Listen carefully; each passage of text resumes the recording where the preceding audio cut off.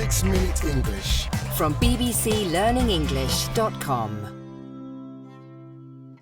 Hello, this is 6 Minute English from BBC Learning English. I'm Neil. And I'm Rob. I see you've been tucking into the biscuits again, Rob. Well, I have, Neil. You can't beat a bite on a biscuit for a quick and easy sweet treat. They make me feel good, as long as I don't eat too many. So these are your edible comforters. A comforter is something that makes you feel relaxed and feel good. Put another way, it is your comfort food, which is what we're talking about in this programme. Yes, like biscuits, comfort food is snacks and meals we like to stuff our faces with, even if it's not always good for us. We'll be discussing what actually makes us eat the stuff. But how about a question to feast on, Rob? Patrick Bertoletti from the USA holds the Guinness World Record for eating the most cream-filled biscuits in 1 minute. But do you know how many biscuits he ate? Was it A, 2, B, 7, or C, 15? Well, based on my biscuit eating skills, I'd say 15. It depends if he had to swallow them as well. I'm not sure about that, but I'll reveal the answer later on. Now, biscuits, ice cream, crisps and pizzas are all good examples of comfort food. They're easy to snack on and they don't require many culinary skills. Culinary means related to cooking. Well, that makes sense, but there must be something else that is urging us to seek out this easy food. According to psychologist Shira Gabriel, it's about memories and emotional experiences. She spoke on the Food Chain podcast on BBC World Service and said her comfort food was macaroni and cheese, something that brings back memories. At some point in my life, those were foods that were made for me or shared with me by people who cared about me and loved me and took care of me. So because those are the foods that I had in my youth, I've associated them with sort of those feelings of being taken care of. And those associations are strong. The associations we have with food are very strong. And so by eating those foods, I'm able to activate those associations and give myself a rush of positive feelings and a sense of acceptance. So, like so many of us, Shira associates eating certain types of food with past experiences from her youth. Associates means makes a connection in your mind with something. And these connections between food and memories are very strong. I know eating biscuits reminds me of eating them after school as a treat.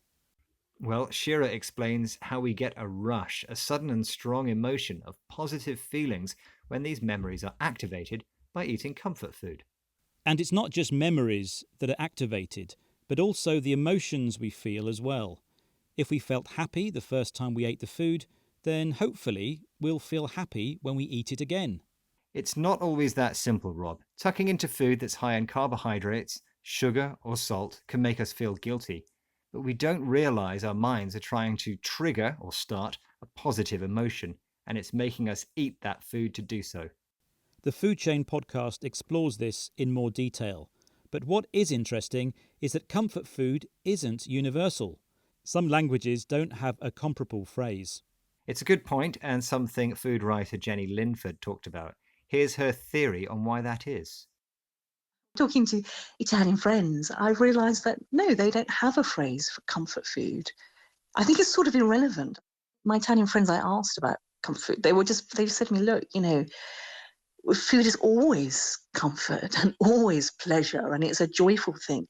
So it's just really interesting that, this idea of comfort food is not universal. It's actually quite nuanced. So according to Jenny's Italian friends, all food brings comfort and pleasure. Talking about specific comforting food is irrelevant. It's not important or has no connection with the discussion. Yes, she thinks the concept of comfort food is quite nuanced, depending on where you are from, so there are small but important differences. Well, maybe we should take comfort from, or feel less bad about, the fact that eating any kind of food can bring us joy, warmth, happiness and comfort.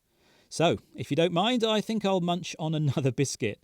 Are you trying to beat the record of Patrick Bertoletti from the USA? Earlier I mentioned he holds the Guinness World Record for eating the most cream-filled biscuits in 1 minute. But how many biscuits did he eat? Was it A, 2, B, 7 or C, 15? I thought he ate 15. Was I right? No, Rob, he scoffed only 7 in 1 minute, so maybe you can beat him. But before you do, let's recap on some of the vocabulary we've been discussing. Of course. We've been talking about comfort food, food that makes us feel good, and we described it as a comforter, something that makes us feel relaxed and feel good. We also mentioned culinary, connected to cooking. And associated, which means made a connection in our mind with something. Something that is irrelevant is not important or has no connection with the discussion taking place. And something that is nuanced has small but important differences. Finally, when you take comfort in something, you don't feel so bad because of something else. Well, Neil, we're out of time, but let's take comfort in knowing that there are lots more 6-minute English programmes to enjoy on our website at bbclearningenglish.com.